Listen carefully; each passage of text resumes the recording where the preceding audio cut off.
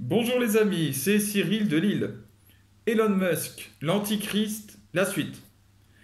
Je l'avais promis dans la dernière de mes 7 vidéos dans lesquelles j'annonçais ma croyance dans le fait qu'Elon Musk était l'Antichrist de la Bible. Si vous ne les avez pas vues d'ailleurs, je vous invite à aller les regarder, elles sont récentes. Euh, J'expose tous les arguments qui sont en ma possession pour démontrer qu'Elon Musk est bien l'antichrist, le dernier grand antichrist de la fin des temps. Celui qui sera tué par le Christ Jésus en personne. Maintenant, voyons depuis les vidéos l'évolution d'Elon Musk. Nous savons que l'antichrist doit s'élever face à l'Église, face à Dieu lui-même à la fin, face au Messie et se faire passer lui-même pour le Messie. Mais il doit s'élever d'abord en face, bien sûr, de l'Église, de la présence de l'Église sur Terre. C'est par là que ça commence. Elon Musk est en train de le faire. Il commence. Alors, concrètement, à quel niveau? Alors, vous le savez, j'ai enregistré une vidéo là-dessus aussi. Le pape est venu à Marseille récemment. Et il y a lancé un appel à secourir les migrants pour notre pays, la France, puis pour toute l'Europe. Elon Musk, lui, est allé sur X, son réseau social, anciennement Twitter, et il a dénoncé l'accueil des migrants par l'Allemagne. Et donc il a interpellé directement le chancelier allemand en disant mais est-ce que ce n'est pas criminel de faire venir des migrants comme ça de manière illégale en Allemagne sur vos terres? Est-ce que le peuple est d'accord, etc. Donc il prend ce rôle de défenseur du peuple, ce qu'il fait tout le temps en disant qu'il est pour la liberté d'expression, etc. Comme je l'explique dans mes vidéos sur lui, il utilise ce moyen pour défendre ce qu'il y a de plus sombre en l'homme. En fait, il fait comme si l'homme était par nature bon et qu'il fallait lui laisser toute liberté d'expression, bien sûr. Et là aussi, il fait comme si le peuple avait forcément raison quand il refusait les migrants, quand il refusait d'accueillir son prochain. Mais dans le peuple, il y a les bons mouvements et il y a les mauvais mouvements du cœur. Il y a les deux. L'homme n'est pas complètement bon, complètement mauvais, il y a les deux en lui. Et donc dans le peuple, vous trouvez évidemment des deux. Il le sait très bien. Ce n'est pas un imbécile, hein. Il le sait. Mais son plan est autre. Elon Musk est en train d'atteindre l'influence du pape. Les deux hommes les plus influents de la Terre actuellement sont ces deux-là.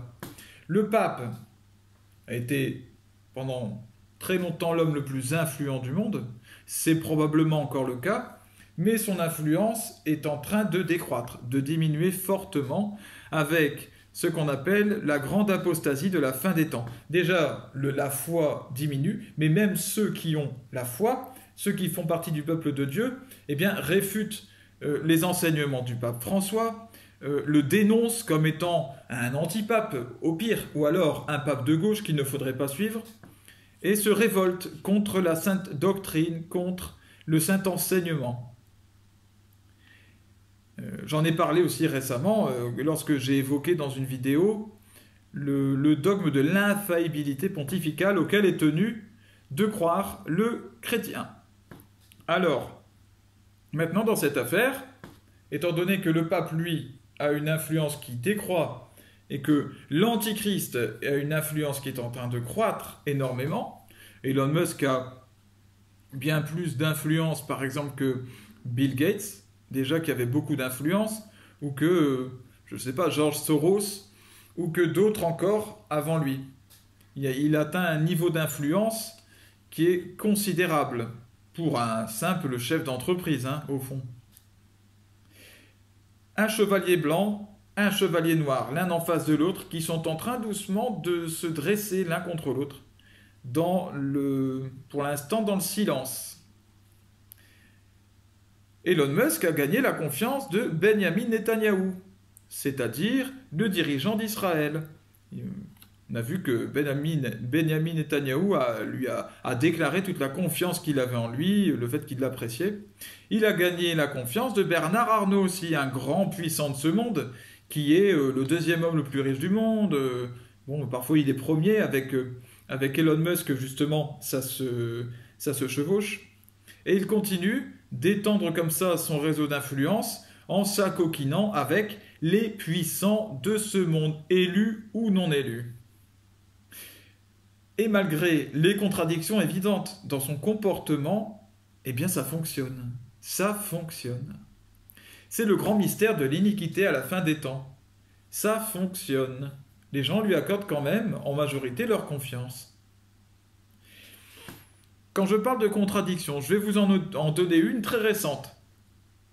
Le monsieur Musk est allé au Mexique. Donc là aussi, il est allé rencontrer le président, il s'est accoquiné avec lui, ils sont copains, il sait y faire, hein, il a le sourire, il a le clin d'œil, il a la bonne formule. Et il a déclaré au peuple mexicain, évidemment le peuple mexicain, vous savez, qui demande le droit de pouvoir migrer, en particulier aux États-Unis, c'est tout un sujet. Et lui a dit, mais moi, je n'ai pas de problème avec l'immigration, je suis pro-immigration. Tiens donc. Ça, c'est ce dont on accuse le pape François d'être pro-migrant. Hein. Et Elon Musk nous le dit ouvertement, qu'il est pro-migrant, pro-immigration. Bon. Et puis 2 jours après, 1 ou 2 jours après, il va sur X, son réseau social, et il s'empresse d'aller apostropher le chancelier allemand, lui disant « Eh dis donc, comment ça se fait que vous accueillez des migrants comme ça, là? Qu'est-ce que ça veut dire? Et les règles ?» Bien évidemment, il était interrogé là-dessus, il a dit « Oui, je suis pour une immigration, mais dans les règles légales. » Sauf que lui, quand il vous présente les règles empêchent toute immigration avec lui. C'est ça le truc, c'est qu'il ne faut pas de migrants en Allemagne.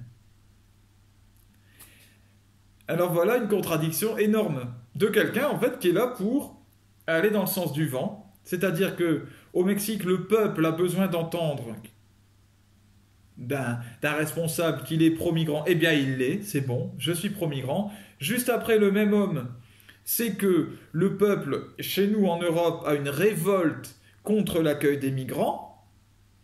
Et au lieu de faire comme le pape François ose aller à contre-courant et dire vous devez les accueillir, vous devez changer vos cœurs, changer votre état d'esprit et les accueillir. Bon. Eh bien lui non, il va là aussi dans le sens du peuple, dans le sens du vent, en disant au chancelier, mais dis donc, qu'est-ce que vous faites? C'est pas bien, vous accueillez les migrants. Voilà. Une contradiction évidente. Alors, il est à parier, vous verrez, je vous le dis comme ça maintenant, je crois qu'il ne tardera probablement pas à se mêler du conflit en Israël, bien entendu. Puisqu'il vient de s'acoquiner avec son nouveau pote Benjamin Netanyahou. Et donc forcément, il va lui proposer sûrement ses armements, ou alors ses systèmes de protection. Voilà. Et puis il va sûrement à un moment donner ses solutions politiques, comme il a voulu le faire pour l'Ukraine, pour donner une paix. Mais c'est une apparence de paix, une fausse solution de paix, puisque c'est ce que dit la Bible, c'est ce qu'apporte l'Antichrist. D'ici là, nous en reparlerons. Je ne sais pas avec lui si ça va arriver là tout de suite ou peut-être qu'il attend un autre moment, mais ce qui est sûr, c'est qu'il n'avance pas au hasard, cet homme. Il pose ses pions, il avance point par point, puis doucement sûrement, son empire s'étend sur terre. Restez vigilants sur les signes de la fin des temps. Que Dieu vous bénisse, convertissez-vous. Salut!